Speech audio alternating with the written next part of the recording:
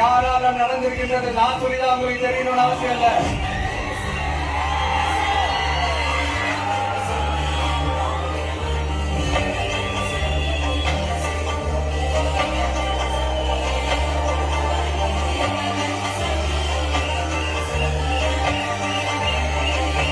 மக்கள் ரொம்ப தெளிவாயிட்டாங்க சார், ரொம்ப தெளிவாயிட்டாங்க.